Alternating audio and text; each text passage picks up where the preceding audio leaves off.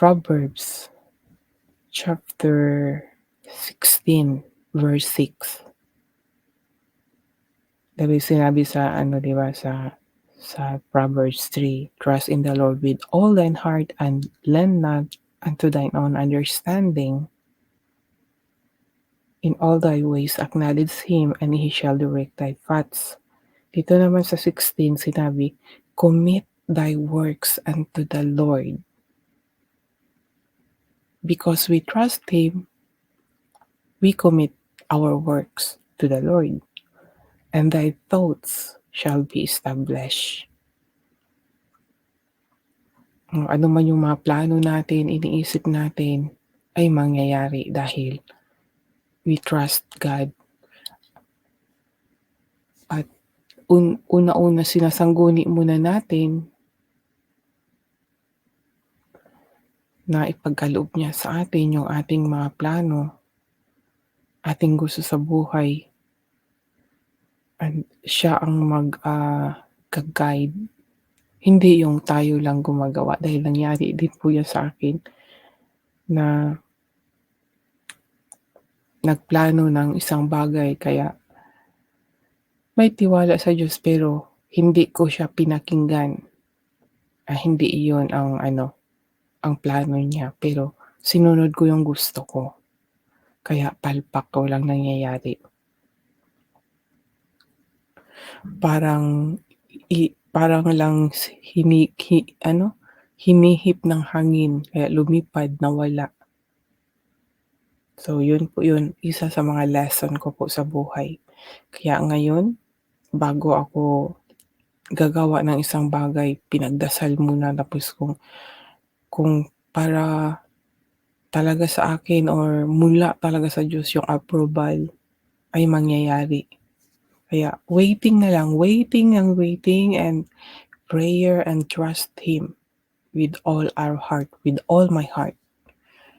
Kasi baka mamaya mangyari na naman yung mga bagay na hindi dapat mangyari dahil nga hindi pa ipinagkaloob ng Diyos.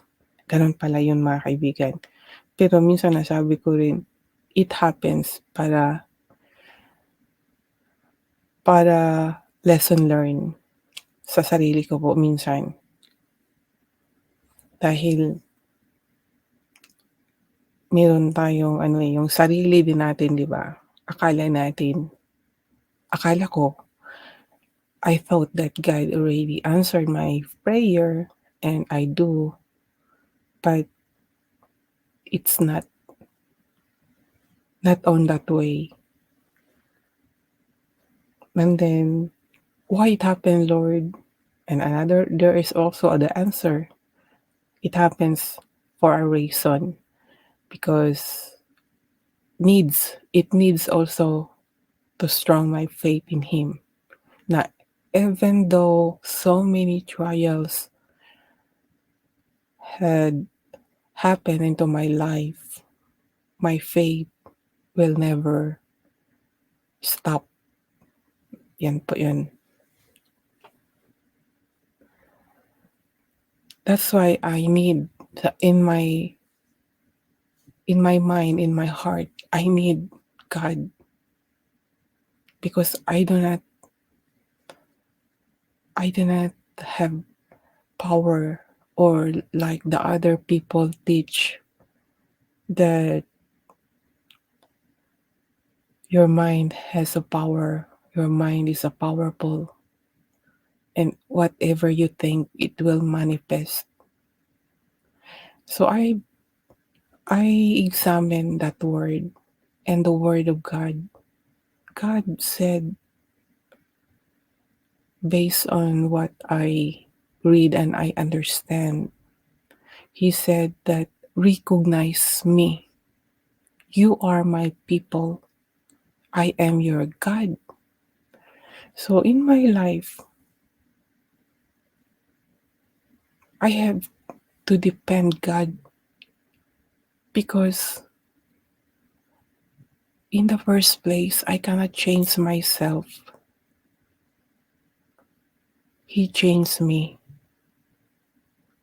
That's why I have to I have to believe who changed me is God. Everything belongs to Him. If we say that we have power through our mind, whatever we think, remember that Satan also is declaring himself he is God and whatever he can do. He did not recognize God. So that is the difference. That's why we need to recognize God first. Like like it said in Matthew chapter 6 verse 33. Seek it first the kingdom of God and his righteousness, and all these things shall be added unto you. God wants us to seek him first. Yes, I believe also that if God is in us, if Christ is in us, we can we can do all things because through Christ, not not on our own, like what it said here in Proverbs chapter 3 verse 6, that trust in the Lord with all thine heart and lean not unto thine own understanding. In all thy ways acknowledge him, acknowledge God. So if we have power mind or mind power, it is because we have God. It's not on our not on our own.